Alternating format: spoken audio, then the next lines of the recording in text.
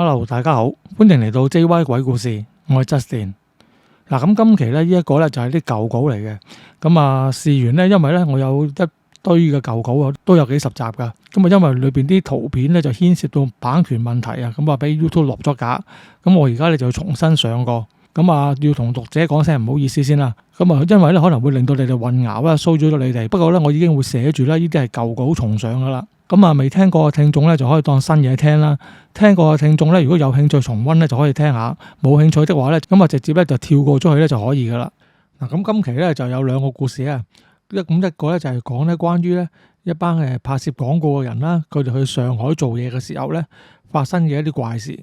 咁跟住講嗰個咧就係關於咧一啲釣友咧，咁佢哋去西貢咧釣夜魚嘅時候嘅一啲怪事。咁啊，希望大家中意啦。咁啊，如果大家睇完呢條片之後咧，覺得中意嘅話咧，麻煩點讚啦、留言啦，同埋分享俾你嘅朋友。未訂閱嘅觀眾咧，就快啲訂閱啦。訂閱係免費嘅。訂閱咗之後咧，早就撳埋側邊個鐘仔。咁啊，當我哋有新片嘅時候咧 ，YouTube 就會通知你噶啦。咁啊，另外咧，如果你想支持本台發展嘅話咧，可以透過咧超級感謝功能咧嚟支持我哋嘅。咁啊，而除咗超級感謝功能之外咧，亦都可以咧透過以下嘅方法咧嚟支持我哋。好啦，咁啊，台務就講完，我哋開始啦。好啦，嗱，咁跟住落嚟呢個故事咧，睇個標題都睇到啦。咁就係咧關於咧啲人夜晚咧去釣魚嘅一個故事嚟嘅。咁啊，故事個主角咧發個名俾佢啦，就叫阿權哥啦。咁啊，權哥咧即係個釣魚發燒友嚟嘅。咁啊，有一晚咧，佢就同佢嗰個 friend 咧就阿發仔啊，咁啊兩個都係即係好中意夜晚去釣魚嘅。咁啊，於是乎佢哋揸車咧就入咗西貢啦，去到一個咧佢哋就即係叫做秘密嘅釣點啦，即係話嗰度咧就冇乜其他人知道嘅。咁啊，於是咧佢兩個咧就喺嗰度釣魚。咁啊，其實有時夜晚咧都唔係話太夜嘅，都係夜晚咧10點到嘅啫。咁啊，唔知係咪嗰晚咧就佢哋運氣唔好啦。咁啊，嗰晚釣咗成個鐘咧，咁啊都冇乜收穫。咁啊，權哥就乜都釣唔到啊。咁啊，發仔都釣到少少魚毛嗰啲嘅，即係唔係好大條嗰啲。咁佢哋見就冇乜魚啦。咁啊，索性咧就將嗰個魚竿咧就插咗喺地下嗰啲即係石裏邊咧啲窿裏邊啦。咁之後咧就放咗個啷啷喺個魚竿度。咁啊，諗住咧有即係如果有魚想釣咧，佢就知啊嘛。咁啊，於是乎兩個咧就坐低咗，就喺度飲啤酒傾偈啦。咁啊，傾咗一輪之後咧，阿權哥嗰支魚竿個啷啷咧就響咗喎。阿權哥心諗，咦，有魚咯喎，終於。咁於是乎咧，咁啊去到就拎翻起支魚竿啦。咁啊，發覺咧嗰個魚竿另一邊，即係魚線嘅另一邊啊，應該話個拉力咧都幾大嘅。咁佢啊感覺到可能應該都係一條大魚嚟嘅。咁啊，於是乎咧，咁佢哋啊即係用翻就平時釣魚嘅手法啦，即係就拉下鬆下，拉下鬆下咁樣啦。咁啊，結果收尾咧就佢唔知係咪即係條魚已經用盡啲氣力啊。咁啊，開始咧就慢慢咧就個動作個反應咧就冇咁大。咁於是乎咧，佢就可以咧將佢就慢慢咧就拉翻上嚟。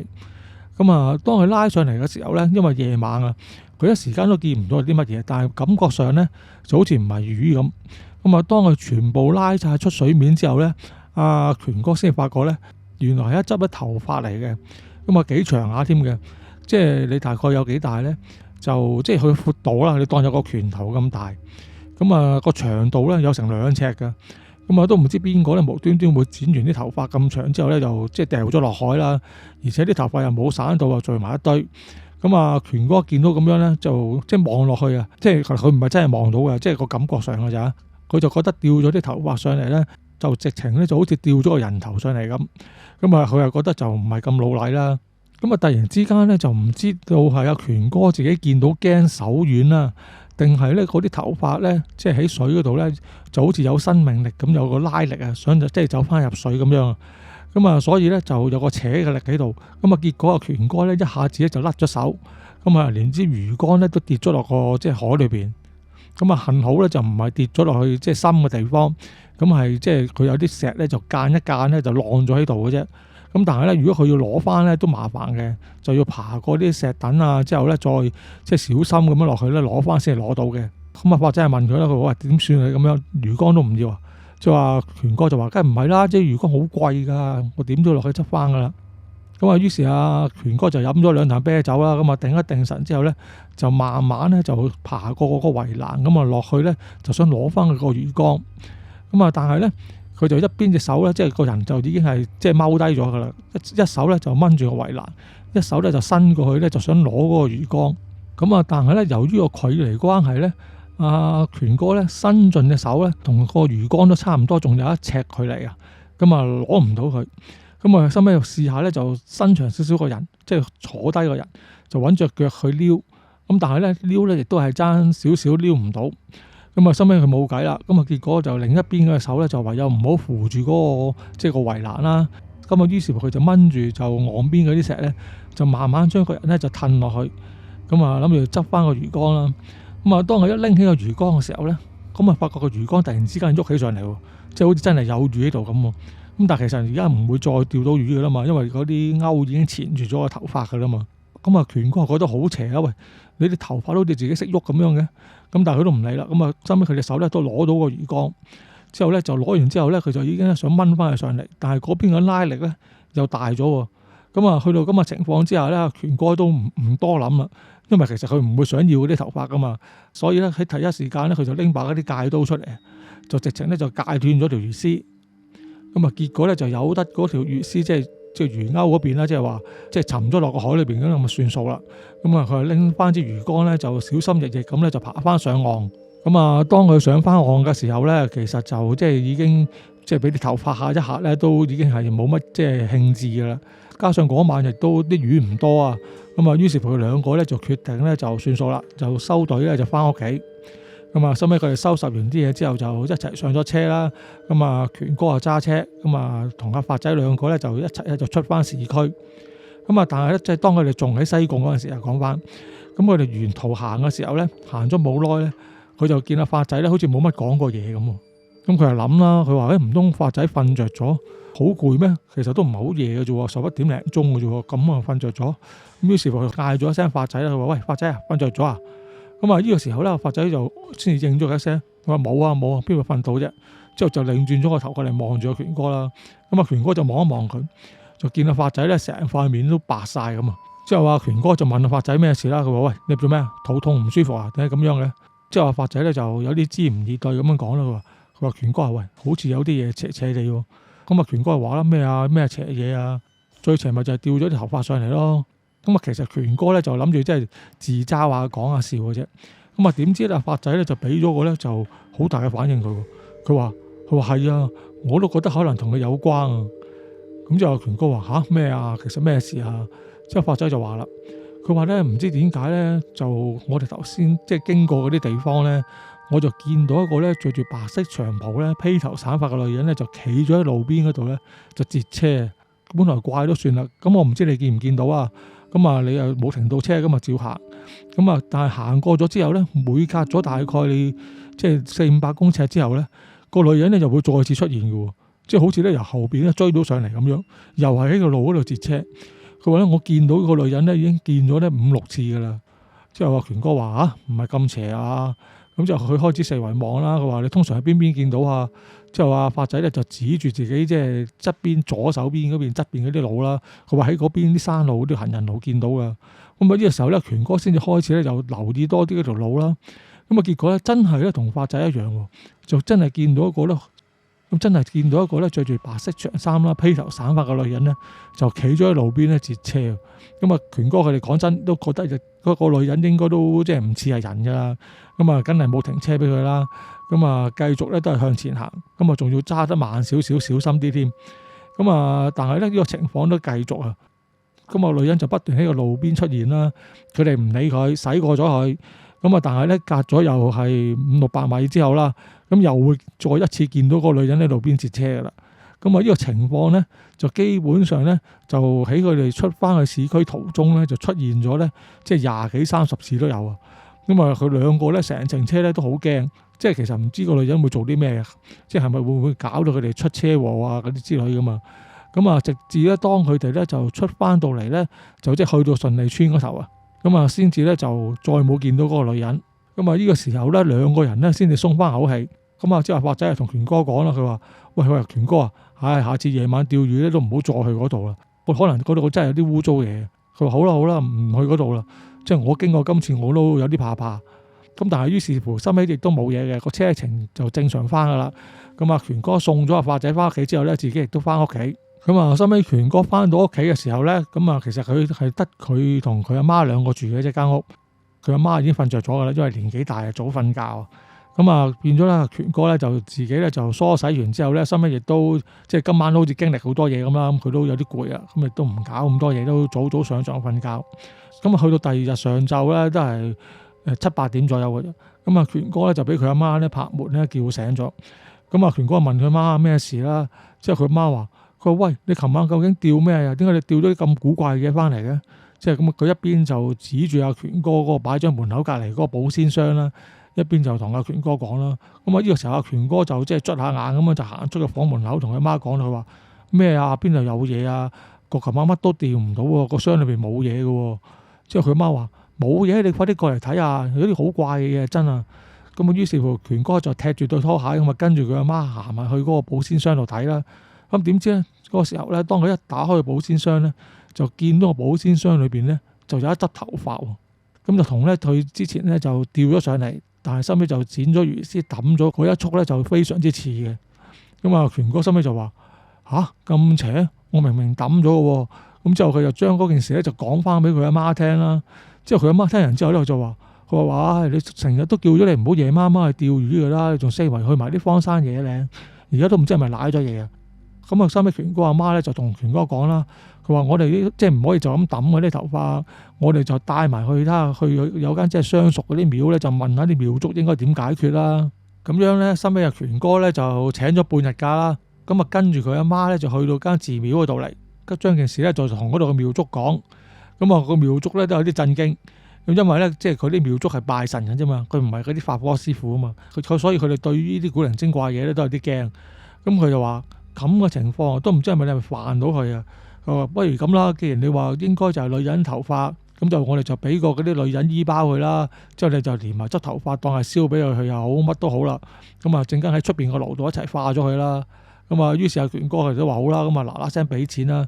之後就即係佢哋就攞咗個嗰啲女衣包，就再連埋個執頭髮咧，就一齊咧就喺佢廟外邊咧嗰個焚化爐嗰度咧就燒咗佢啦。咁啊收尾當佢燒完咗之後，咁啊佢離開咗啦。咁啊收尾亦都冇發生咩怪事嘅。咁啊經過去咗大廟之後咧，件事咧就叫做處理咗。咁但係咧自此之後咧，阿權哥咧就再冇啦，就再出去釣夜魚啦。好啦，嗱咁今次嘅故事咧就發生喺呢一個 model 身上嘅。咁啊佢係一個即係屬於即係出咗道一段時間啦，咁啊準備去到一個較高地位嘅一個即係 up and coming 嘅即係一個 model 啦。咁啊佢啱啱咧就接咗一個咧就嗰啲大品牌嘅時裝嗰啲嘅秋冬季嘅廣告拍攝工作。咁啊由於嗰個廣告設計公司個創作總監咧，咁啊想去上海嗰度咧就拍一輯相，咁啊主要都係日後咧做各方面咧宣傳嘅時候用嘅。咁啊，於是乎咧就成班人咧就即係包括廣告公司嗰啲人啦，咁啊個 model 阿 Wing 啦，咁佢嘅化妝師 Summer 啦，咁同埋攝影師 Johnny 助手阿傑，咁啊再加埋咧佢嗰個客戶即係本身個品牌嗰邊咧，亦都派咗啲人咧就去監場嘅，咁啊成班人咧就浩浩蕩蕩咁樣咧就去到咧上海咧，咁啊進行拍攝啦。咁啊拍攝期間一切都好順利嘅，即係喺唔同地方取景啊咁樣。咁啊，雖然咧天氣就幾熱，即係夏天啦，但係佢哋宣傳拍嗰啲咧就係啲秋冬嘅衫啊嘛。咁啊，model 阿 Wing 咧本身咧就算着住啲即係大褸啊嗰啲咁熱嘅情況之下咧，其實表現都唔錯嘅。咁佢哋俾人個印象咧都即係非常之專業啊。咁啊，好快咧就去到咧成個旅程嘅最後一日啦。咁我哋就拍完一啲外景之後咧，咁其實咧佢哋個重點咧就係咧準備去一棟咧就已經咧即係荒廢咗冇租俾人住嘅屋裏邊咧，就拍一輯咧嗰啲晚裝嘅照片。咁啊，因為嗰個創意總監咧就覺得嗰個環境就好好啊，佢就即係以佢所講啦，有啲叫破落個奢華嘅感覺啊。咁啊，所以咧佢哋就一輯嗰啲即係好多件晚裝嗰啲咧就留翻去咧，就室內咧有一間嗰啲建築物裏邊拍攝啦。咁其實咧佢哋就預計咧應該就係晏晝食完飯之後咧3點到咧就開始拍，拍到6點零鐘咧就可以完成㗎啦。咁之後咧佢哋就會翻酒店咧準備第二日翻香港。咁啊負責聯絡嗰個廣告公司嘅同事咧就同佢哋講，即係佢就話已經同嗰度嗰啲業主咧就租咗嗰個單位嗰啲拍攝㗎啦。咁就可以咧就由3點鐘開始咧，佢哋拍到咧幾多點都得。不過咧期間咧佢就講過一句啊，佢就話個業主咧就話最好你哋咧就入咗夜之後就唔好拍攝啦。咁咁啊嗰個職員就問佢啦，即係點解要咁樣啊？咁之後一個業主就話佢話冇，即係都冇乜大件事嘅，不過我就純粹就提醒下你哋啦，即係如果可以的話呢，就盡量就唔好夜晚喺嗰度拍攝啦。咁啊，因為嗰個廣告公司呢，佢都係為咗應付佢阿頭嘅啫，咁啊借到地方就已經 OK 啦。咁所以呢，佢都即係冇將呢件事呢就講俾其他人聽。咁啊，去翻拍攝嗰個情況啦。咁其實呢，嗰日上晝呢，佢哋一方面拍外景呢，其實有啲職員呢就已經去到呢，就佈置嗰間屋噶啦。但係咧，由於外景嗰陣時候拍攝啊，就有啲唔係咁順利啊。咁啊，結果咧，收尾佢哋成5點鐘咧，先至去到嗰個建築物嗰度。咁啊，其實嗰陣時就基本即係接近黃昏啦。咁啊，之後個模特兒又要換衫啦，換完衫之後又要即係換個第二個妝啦。收尾佢哋又要調下啲燈位啊嗰啲嘢。咁啊，結果咧就搞晒所有嘢之後咧，佢哋就差唔多咧要喺夜晚6點嘅時候咧先開始拍攝啊。咁啊，攝影師 Johnny 咧就帶咗幾個助手去嘅。咁啊，其中有一個咧就叫做阿傑，傑就係佢嗰隊人裏邊咧就即係資歷最淺嘅一個。咁啊，變咗咧成日都要做埋啲咧即係執頭執尾啊、跑腿一啲咁嘅工作啦。咁啊，但係佢都冇乜怨言嘅。你見佢個做嘢個態度咧都好勤奮啊咁樣。咁啊，但係咧阿傑個人咧就有啲怪怪地嘅，即係又唔係好古怪嗰啲怪，而係咧佢就即係有啲神神化化咁啦。咁啊，即係譬如有啲同佢一齊瞓覺嘅同事啊，就會講咧，即係佢講佢翻到酒店間房裏邊咧，又會做好多啲咁嘅儀式，即係做嗰啲擺設嗰啲嘢咁啊，即係好類似驅邪之類啦。咁啊，早2日咧，佢哋曾經試過咧喺一個某個景點嗰度咧，佢仲話咧就見到個咧好似類似咧即係啲女鬼咁嘅人啊，就喺佢哋拍攝嗰個地方咧就一閃而過。咁啊，大家其實就唔係好信佢嘅，即係都喺度咧即係取笑佢咁樣啦。咁啊，但阿傑就唔理啦，都繼續都係咧勤力做嘢，但係就依然故我咁樣。咁啊，唔知點解。咁啊，自從咧佢哋成班人咧就去到嗰個即係舊宅裏邊喺度拍攝嘅時候咧，阿傑呢個神情咧其實平時咧就好即係好勤力啊，滿面笑容咁樣噶嘛。但係咧佢個表情咧就變得咧就有啲嚴肅啊。咁啊，佢仲做咗一樣嘢咧就好怪嘅。佢哋就係喺一啲人咧唔發覺嘅時候啊，偷偷地咧就喺間即係喺拍攝嗰間屋咧，即係嘅四角嘅地方咧，就擺咗一啲咧銅錢喺度，即係唔係一個喎，咁係一棟嘅，差唔多你即係當6至8個左右一棟啦。咁啊，每隻角即係四角四方面咧都擺咗一棟嗰啲咁嘅銅錢喺度。咁啊，其實佢係睺冇人見到嗰時擺嘅，所以亦都冇人見到。咁啊，但係就唔知點解佢要做埋啲咁嘅嘢啦。咁啊，期間咧佢曾經咧就同阿 Johnny 咧就講過嘅，即係佢話啊 Johnny 哥啊，即係如果我哋喺度一夜晚拍嘢咧，好似唔係咁好喎，使唔使改一改個地方？咁啊 Johnny 就話啦，黐線嘅，咁啊已經 book 好晒地方，錢都交咗啦，而且呢度個環境幾好啊，幾合心水啊，而家先嚟換地方冇可能噶，夜咪有得佢夜咯，我哋照補錢咪得咯。咁啊，結果阿 Johnny 就即係一意孤行啦，咁啊決定繼續拍攝。咁啊，其實都唔係佢嘅主意嘅，咁就算廣告公司或者客戶嗰方面咧，都亦都覺得要即係拍埋佢啦。咁啊，於是乎咁佢哋開始拍攝啦。咁啊，其實就拍攝咗冇耐，咁佢哋即係譬如佢哋有譬如5件嗰啲晚裝啊，咁啊，其實佢哋拍緊第一件啫。咁啊，拍下嘅時候咧，阿 Wing 咧就突然之間咧就話自己咧隻眼咧有啲唔舒服啊，即係佢變咗咧突然之間佢就即係停低咗啦。佢話隻眼即係好似俾嘢揦住咁咧，就擘唔大啊。咁之後佢哋大家就好緊張啦，即係因為佢係即係主角嚟噶嘛，即係如果佢唔舒服嘅，即係拍唔到啦，拍唔到即係成件事就即係作廢噶咯。咁啊，於是乎佢哋即刻就有啲人咧就揾人咧就去買啲眼藥水翻嚟，咁啊睇下可唔可以幫佢舒緩下隻眼啦。咁啊，但係咧收尾咧就啲人就買咗眼藥水翻嚟啦，又俾阿 Wing 滴咗啦。咁啊，但係咧結果都冇乜幫助。咁而呢個時候咧，阿傑咧就走埋去咧就阿 Wing 嗰度啊，佢隻手咧就拎咗一啲嘢咧就俾咗阿 Wing。即係佢就同阿 Wing 講，佢話嗱，你將呢個護身符咧就擺喺你身邊啦。你擺咗佢之後咧，應該可以正常咁拍嘢噶啦。咁啊 Wing 咧，因為同阿傑咧都 OK 嘅對佢印象，咁啊加上眼痛啦，咁咧佢就揸住咗嗰個紅色嘅袋仔啦。點知咧，當佢揸住咗嗰個袋仔之後咧，就好快啊！直情咧佢嗰個眼嗰個問題咧，好快就解決咗。咁佢隻眼咧好快咧就已經覺得咧舒服翻一啲咯。咁之後收尾咧過咗5分鐘之後咧，佢隻眼咧就擘得翻大啦。咁啊，但係咧，因為頭先咧佢好痛咁嘅情況啦，其實隻眼都仲有少少腫嘅，咁啊，所以又要補下妝，同埋咧又休息少少時間，就等個腫散一散先啦。咁啊，收尾又搞咗半個鐘啦，咁之後就開始拍攝啦。咁啊，拍攝期間咧，阿 Wing 咧如果可以隻手拎到嗰個袋仔冇人見到咧，佢就會拎住。咁但係咧，因為有陣時就會見佢隻手噶嘛，但係咧佢都會咧就盡量咧就將嗰個紅色袋仔咧就即係放喺近住身邊嘅位置嘅。咁啊，結果咧就一路咁拍落去咧，就開始都幾順利。咁但係咧，當換到第3套衫嘅時候啊，咁啊佢哋就照樣係咁拍啦。之後咧，阿 wing 咧開始咧就覺得有啲奇怪。咁佢因為咧佢就見到咧，咁即係每次佢哋影相嘅時候咧，都會有啲閃光燈，即係噗一聲咁好大光噶嘛。咁咧佢哋發覺咧，就每次閃完光之後咧，佢就即係唔知係咪隻眼花，咁咧就會見到咧有好多人影咧就喺嗰啲工作人員嘅後邊啊。即係個情況係咁啦，咁佢係企咗喺個景嗰度拍攝啦，咁啊，但係其實個攝影師嘅後邊咧有好多人睇住噶嘛，即係廣告公司啊同埋啲客戶嗰啲都睇住嘅。咁啊，而阿 wing 咧就係見到咧，喺嗰堆人裏邊咧就有啲咧唔識嘅人咧就出現。咁啊，點解佢會咁容易分辨到嗰啲人咧？佢就話咧，嗰啲人咧就同即係佢哋正常嗰啲人就唔同嘅。佢就話咧，嗰啲人咧全部咧都係黑白色嘅，即係好似係一張黑白相裏邊嘅人咁樣。咁啊，起初咧佢就以為自己眼花，因為啱啱隻眼咧先係痛完啊嘛。咁但係咧，收尾都唔係，即係每次拍嘅時候咧都會係咁嘅樣。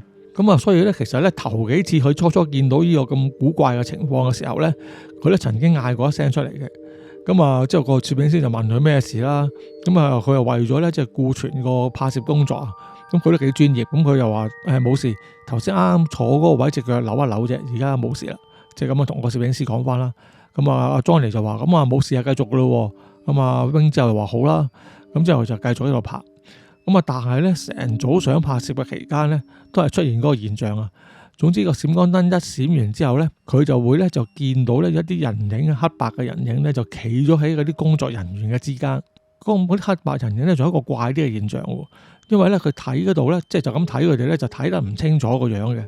咁但係咧有陣時咧，即係佢會有啲鏡嗰啲企身鏡度做道具噶嘛。如果佢透過嗰個鏡咧去望嗰啲人影的話咧，反而咧就會望得清楚啲嘅。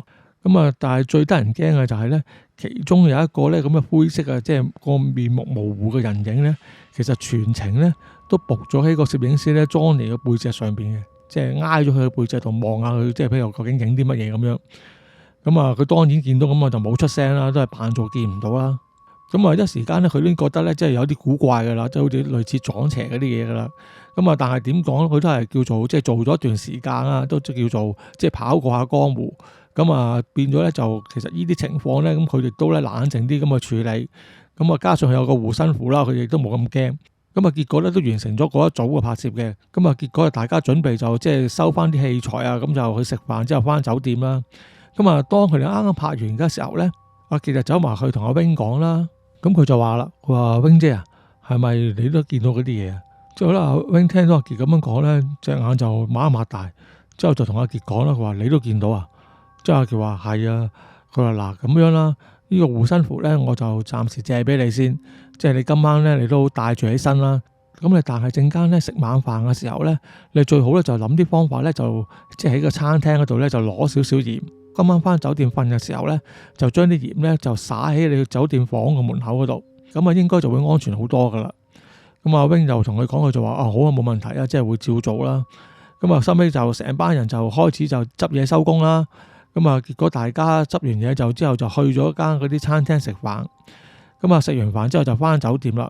咁就阿 wing 咧就唔係自己一間房嘅，咁阿 wing 咧佢就同阿森麻咧就兩個即係個化妝師啊，咁啊同一間房。咁啊，由於其實嗰日拍攝咧都好攰啊，咁佢兩個咧沖完涼就瞓覺噶啦。咁啊，就當阿 wing 咧沖完涼出翻嚟咧，即係佢先醒起咧，佢話弊啦，即係頭先阿傑咧叫佢哋咧就即係攞啲鹽咧就灑喺房門口噶嘛。咁但係咧佢頭先食飯嗰時咧就顧住咧就同啲客傾偈啊。咁啊結果咧就忘記咗去攞，咁啊而家冇得殺添。不過佢諗住都算啦，佢有個護身符喺身，咁啊所以後尾佢咧將個護身符咧就擺咗喺個枕頭底嗰度咧。咁佢就開始瞓覺啦。咁啊，點知咧，深尾咧就瞓到半夜啊。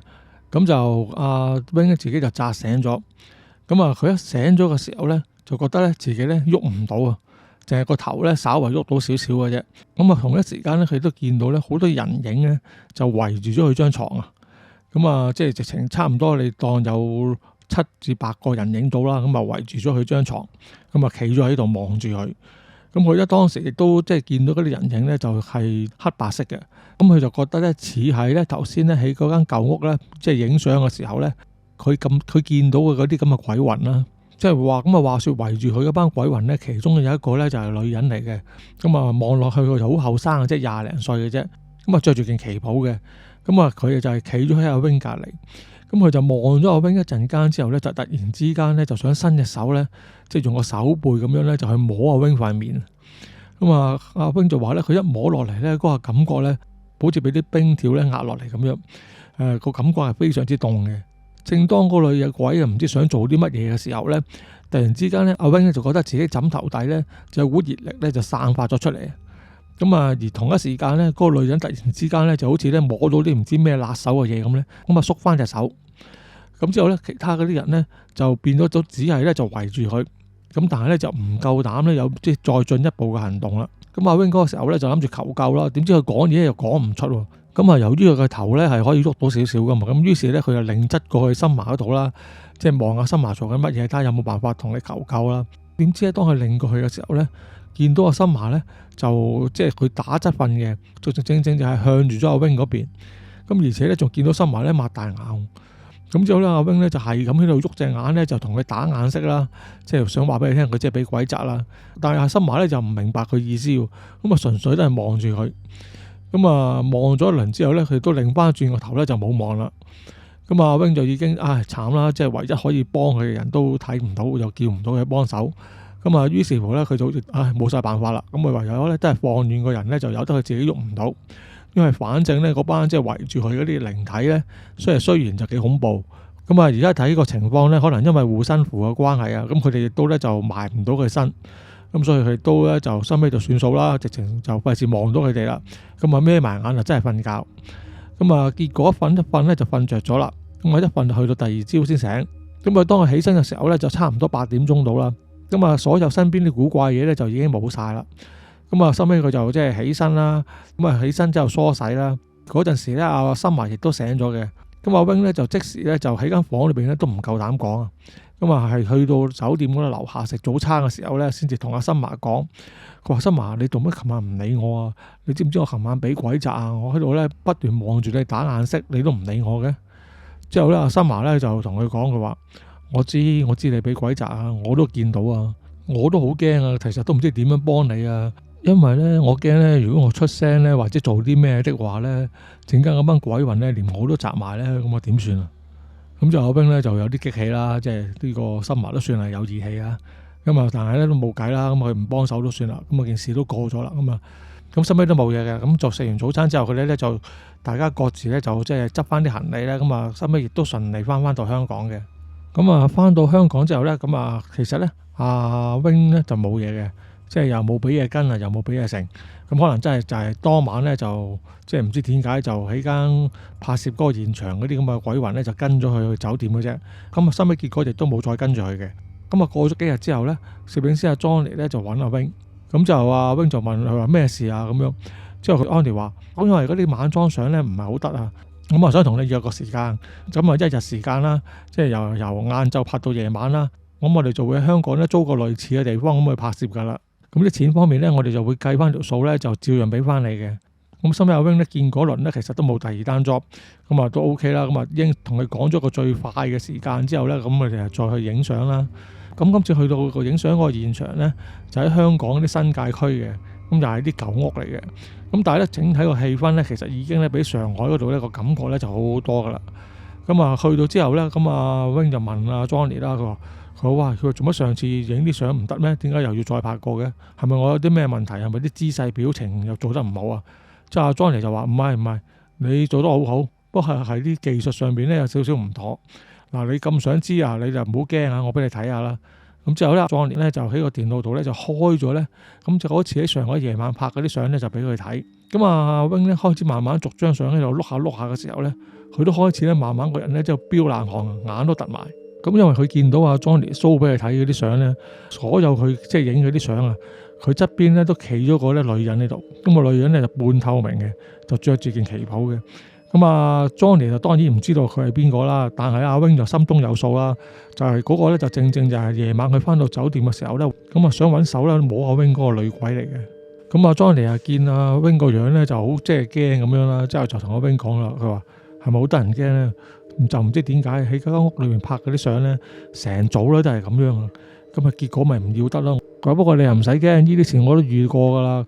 咁啊基本上係影咗剎那，即係出咗問題就影低咗嘅啫。咁啊跟手咧應該都唔會再有啲咩手尾跟嘅。咁啊 Johnny 就擰頭咁喺度嘆咗口氣講啦，佢話唉係咁噶啦，我哋影開相我哋都知，好多時咧好多嘢我哋肉眼咧就睇唔到，但係咧用部相機影出嚟嘅時候咧，就硬係有陣時咧就會出現影到一啲咧古靈精怪嘅嘢嘅。我都俾個客睇過，咁佢哋咧都應承咧，所以我哋就翻嚟香港咧再補拍翻呢一輯相咯。我啊諗住咧俾你睇完之後咧，我都 delete 晒佢噶啦。咁後尾呢件事係的確令阿 Wing 咧就有啲震驚嘅。但係佢都始終係專業啊，冇影響到佢嘅心情。今次拍呢組即係晚裝相咧就順利好多啦，就再冇啲咩古怪嘢發生。新一亦都咧就順利咁完成咗。好啦，咁今次嘅故事咧就嚟到呢度，希望大家中意啦。又要提醒翻大家啦。如果大家咧有啲咩親身嘅靈異經歷啦，或者係朋友嗰度聽翻嚟嘅靈異經歷都好。如果想同其他聽眾分享的話咧，就可以咧就投稿俾我嘅。投稿嘅方法咧非常簡單，用文字咧或者錄音咧都可以嘅。投稿個電郵地址咧就喺呢度。另外啦，如果大家咧想聽啲咩題目的話咧，亦都可以喺留言區裏邊咧就留言嘅。我就會咧盡量試下搜集下呢方面嘅資料嘅。好啦，今次嘅節目咧就係咁多，我哋下次再傾過啦，拜拜。